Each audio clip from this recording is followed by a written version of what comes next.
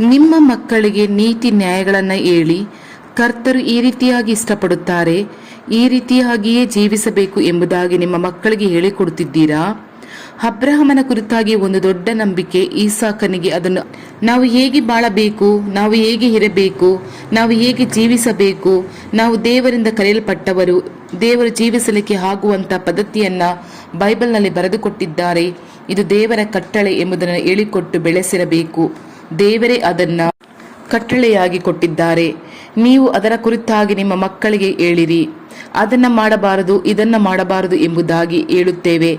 ಆದರೆ ಯಾಕೆ ಮಾಡಬಾರದು ಎಂಬುದಾಗಿ ವಾಕ್ಯದ ಪ್ರಕಾರವಾಗಿ ಬೋಧಿಸನ್ನು, ಆಜ್ಞೆಯನ್ನು, ನೀತಿಯನ್ನು ವಿವರಿಸಿ ಹೇಳುವುದಾದರೆ ಅವರು ತಪ್ಪಾದ ಮಾರ್ಗದಲ್ಲಿ ಹೋಗುವುದಕ್ಕೆ ಸಾಧ್ಯವಿಲ್ಲ. ಆದರೆ ಕೆಲವೊಂದು ಸಾರಿ ನಾವು ಎಷ್ಟೇ ಪ್ರಯತ್ನ ಪಟ್ಟರೂ ಕೂಡ ನಮ್ಮ ಮಕ್ಕಳಿಗೆ ದಿನಪ್ರತಿ ಬೆಳಗ್ಗೆ ಸಂಜೆ ಎಂದು ನಾವು ದೇವರ ಕಟ್ಟಳೆಯನ್ನು, ವಾಕ್ಯವನ್ನು ತಿಳಿಸುವುದಾದರೂ ಕೂಡ ಅವರು ಕೆಲವೊಮ್ಮೆ ದಾರಿ ತಪ್ಪಿ ಹೋಗಿಬಿಡುತ್ತಾರೆ. ಅದಕ್ಕೆ ಕಾರಣ ಅವರ ಸುತ್ತಮುತ್ತ ಇರುವ ವಾತಾವರಣ, ಅವರ ಸುತ್ತಮುತ್ತ ಇರುವ ಕೆಟ್ಟ ಮಕ್ಕಳ ಮೂಲಕದಿಂದ ಆಗಿರುತ್ತಾರೆ.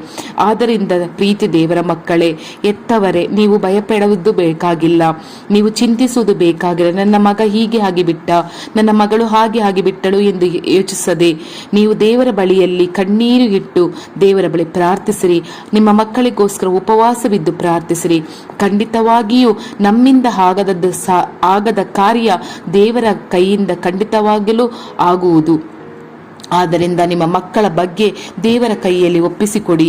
ನಿಮ್ಮ ಮಕ್ಕಳನ್ನು ಸರಿದಾರಿಗೆ ತರುವುದು ಯೇಸುವಿನ ಕೈಯಲ್ಲಿ ಇದೆ. ಪ್ರಾರ್ಥಿಸೋಣವೇ?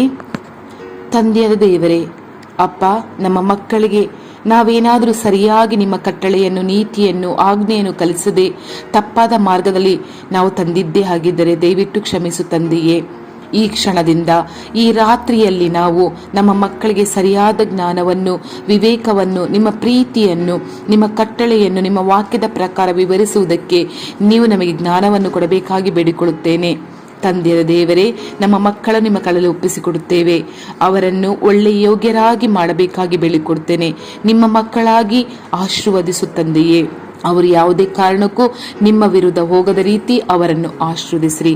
ಯೇಸು ಕ್ರಿಸ್ತ ನಾಮದಲ್ಲಿ ಆಮೇನ್, ಆಮೇನ್ ತಂದೆಯೇ.